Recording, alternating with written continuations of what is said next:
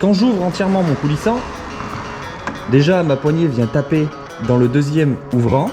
Et regarde comment ça me limite l'ouverture et comment ça me limite le passage. Petite astuce, quand tu as une ouverture à faire comme ça, ne te prends pas la tête à mettre un bout de rail d'un côté, un petit bout de rail de l'autre. Je t'avais dit que dans cette maison, il y allait avoir certainement un deuxième passage secret. Mise en situation, je me trouve actuellement dans ma cuisine fraîchement rénovée. Je prends la direction de mon placard où sont rangés mes aliments. Ça fait un peu épais quand même, hein, le doublage du mur porteur.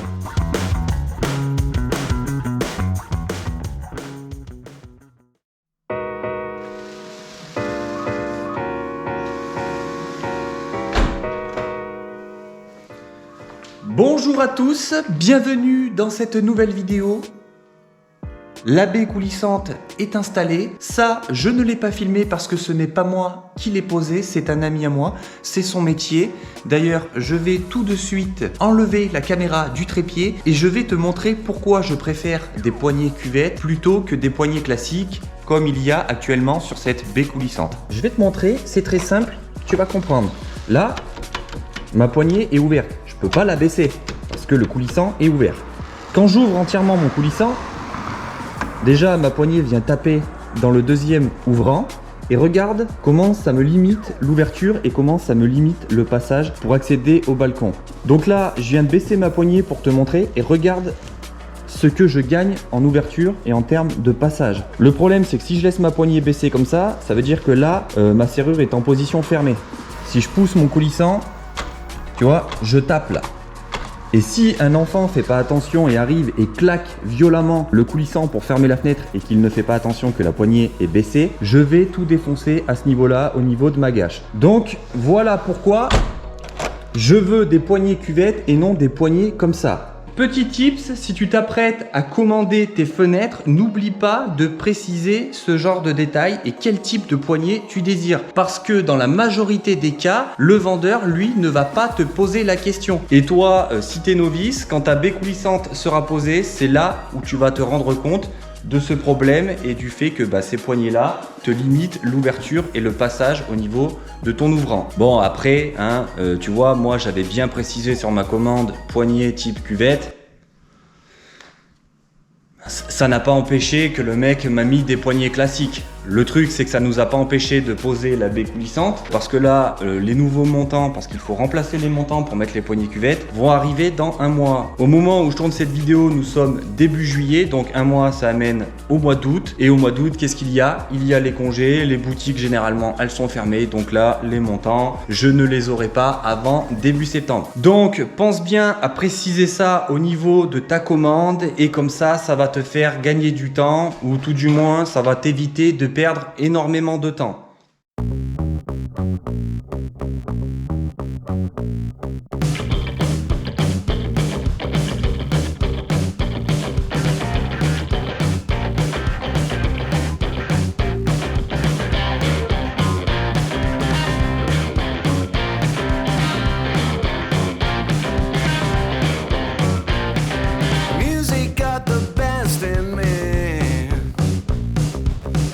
Since I was a child, now it's showing its ugly face.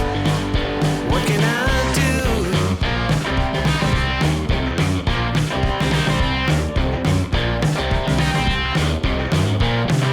Music creeps into my dreams, wakes me into sweaty sheets, abandons me when nights died out. What can I do? What can I do?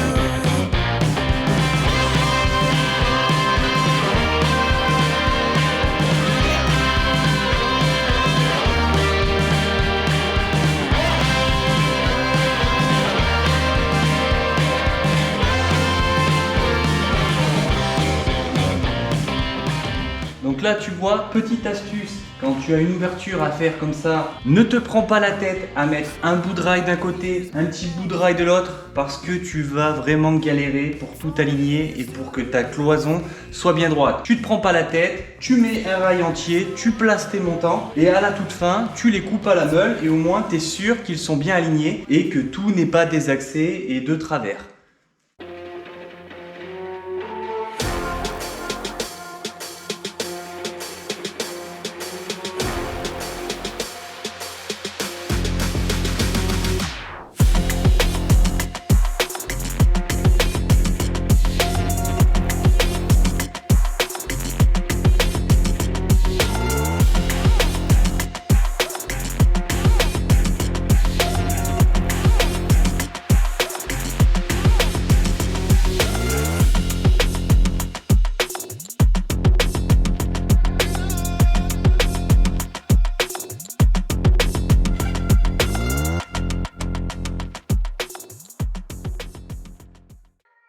J'en profite que j'en suis là pour te parler d'un truc. Si tu es un ancien de la chaîne, souviens-toi, quand je t'avais parlé du projet étagère porte secrète, en gros une étagère encastrée qui cache le couloir qui donne accès aux chambres, je t'avais dit que dans cette maison, il y allait avoir certainement un deuxième passage secret. Et figure-toi que ce deuxième passage secret se trouve ici, juste devant nous. En gros, cette ouverture qui va mener au futur cellier sera invisible entre guillemets. Je vais me servir d'éléments de colonne de cuisine pour réaliser ça. Et en gros, quand on sera du côté de la cuisine, on aura simplement l'impression qu'il y a un placard encastré dans la cloison. Et quand on ouvrira la porte de celui-ci, on aura accès au cellier. Et franchement, je trouve ça vraiment stylé.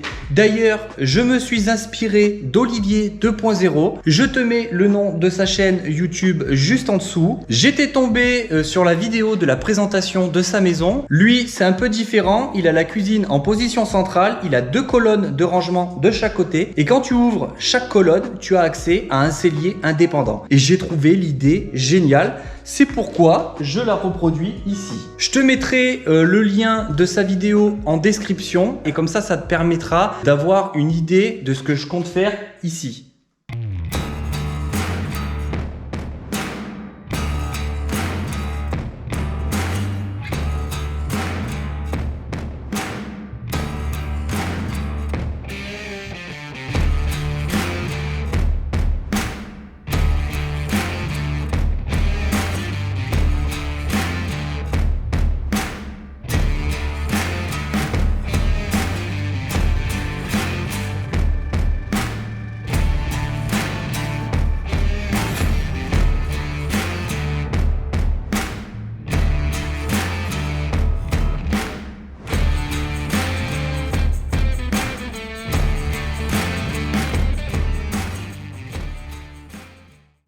Mise en situation, je me trouve actuellement dans ma cuisine fraîchement rénovée. Je prends la direction de mon placard où sont rangés mes aliments. J'ouvre celui-ci et là, que fut ma surprise en découvrant une pièce cachée. Je pénètre à l'intérieur. Directement sur ma droite se trouve un congélateur à tiroir où sont stockés mes surgelés Picard. Toujours important de mettre les choses dans leur contexte pour avoir une bonne compréhension. Tout ça pour dire qu'il va y avoir un congèle ici. Ouais, je sais, ça fait un peu beaucoup. Mais au moins, tu as exactement compris ce que j'ai voulu t'expliquer.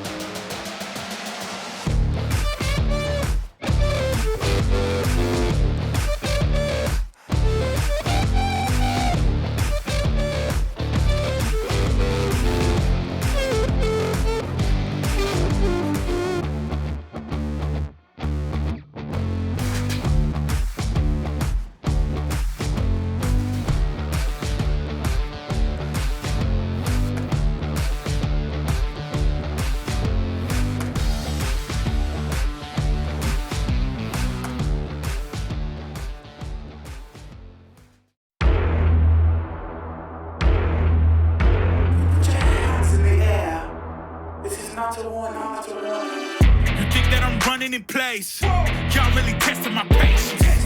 Right before I blow up the spot, I had to get back to the basics. What if my talent is wasted? It's sick, but I'm lacking the placement. Thoughts as I rap in the basement, but my come up is legend, is greatness. I don't care now, it's pedal to the metal. I can never quit now, I will never settle. Puppet to the game, I'm pulling strings like Geppetto. We in the same game, but I'm on a different level. I passed it. Gotta keep grinding till I'm laid up in the casket. No fake round me, you feeling too plastic. Yeah, y'all feeling too plastic. They say my style. Au lieu d'utiliser tout mon isolant en 45 spécial cloison, pour toute la partie restante au niveau du mur porteur, je vais me servir de ce rouleau là, c'est de la 100 mm. Donc je vais la diviser en deux et je vais la passer ici. De toute manière ce rouleau, je n'en ferai plus rien, mes plafonds étant terminés. Et du coup, ça va me permettre également de gagner de la place au niveau du chantier, parce que tous les ballots d'isolant qui restent, plus le placo, tout ça, ça prend énormément de place. I was waking up this morning, waking up before it's getting 9. Kinda heavy on my shoulders, tracking down some moments back in time. I could've swore that I was in it, down to every minute. Don't know what I was sipping, but I felt like I was doing fine. Oh my. Turns out that I just got a little bit south, just a little bit north of the Georgia line.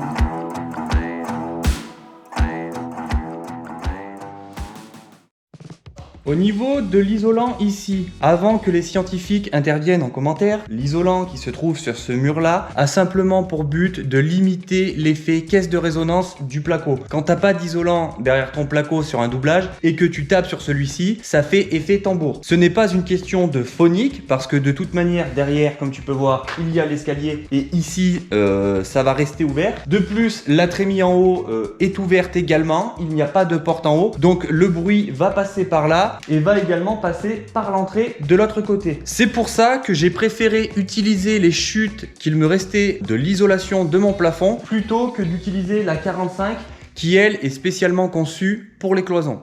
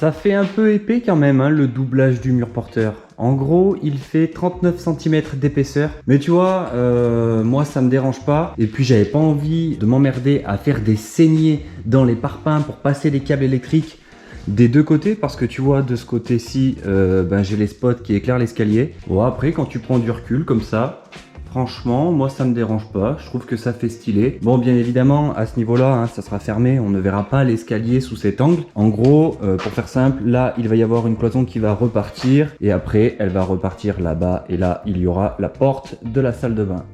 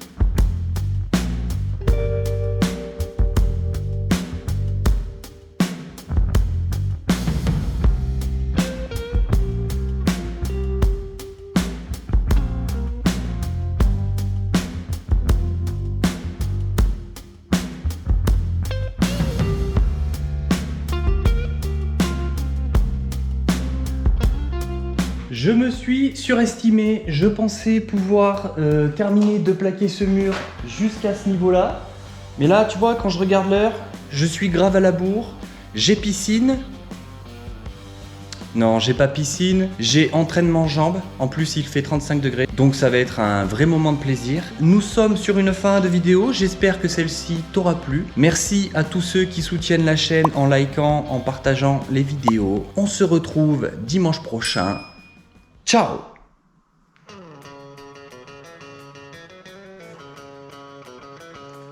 Abonne-toi.